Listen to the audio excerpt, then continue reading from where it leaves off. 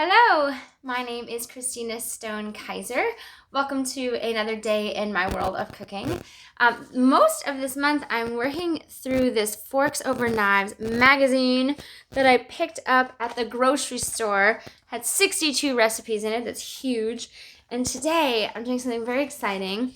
I'm making a cream of potato, is it called that? Cream of broccoli soup with homemade croutons. So I am so excited about this. If you are a person who likes cream of broccoli soup, cream of potato soup, clam chowder, whatever, you know, like they're basically heart attacks, right? It's all about the heavy cream. So you can see we're most of the way done here. I didn't want to bore you with all the details, but the way that this works, this base is mostly vegetables, some plant-based milk, so in this case almond milk for me, beans and potatoes are creating the creaminess going on in there.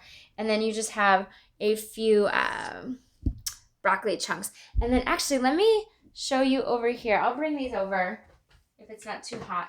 So I started the croutons first, and these are super exciting. So her recipe calls for a whole wheat bread. I'm using a gluten-free bread, but you heat your oven to 375, and per 2 slices of bread, it's a clove of garlic and a tablespoon of tahini. So these were sliced. You could choose whatever.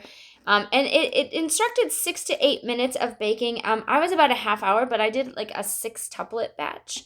So that may have mattered. Also for me, what I learned, so I have an organic tahini right now, which was really thick. So I ended up adding about a half cup of water in order to make it drizzleable before I put it in the oven. All of which may well have contributed, but gluten-free bread gets a little porous with liquid. So I wanted to make sure it got good and dry. When it comes to your vegetables that you are putting together, you don't have to do much because you're going to immersion blend your vegetables. So it's a rough chop on a cup of onion, a cup of celery, 3 cloves of garlic. You take 2 cups of the broccoli ahead of time and stick it in, and 3 cups of potatoes. So again, all roughly chopped. And I learned a big potato is almost 3 cups. So it depends on the size of your potato, but I used roughly a potato and a half to make 3 cups. It is a lot of that plant-based milk, 4 cups per batch. So I was making 3 batches, that's 12 cups. That's the kind of moment where it's like, I don't know what's better. Do you buy it or do you make it? Beats me. And then there's a 1/4 teaspoon of paprika.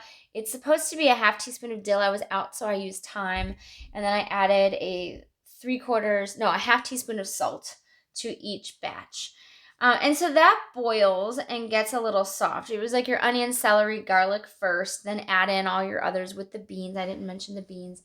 And then it gets nice and soft. You cover it for 10 minutes while your potatoes soften up. Immersion blend. I saved you because you really have to sit there and you have to be patient with that immersion blender. But the thing is, you can wait for it to get a little cool and stick it in a high-speed blender or a blender to do it. Or you can take a little bit longer, but use that immersion blender. And then it's your leftover 2 cups of broccoli at the end with your croutons on top. And I cannot wait to try this because who does not love an exciting bowl of creamy soup, especially in those wintry months? And here you have one. Your protein is taken care of in your beans and your nut butter. And you've got so many vegetables between your celery, your onion, your potato, and your broccoli. So lots of really great stuff going on in there. I may actually add some spinach because I have some left over, and a little extra green wouldn't hurt. But those croutons, I think, are definitely, and if you don't have time to, do a little bit with the croutons, of course, you can always buy them. The same is true with the broccoli, right? You could buy some frozen broccoli instead of sitting with the fresh. It's really whatever you have the ability to do. But I hope that you enjoy it. I think we are very much going to enjoy it, and I'll talk to you later. Bye-bye.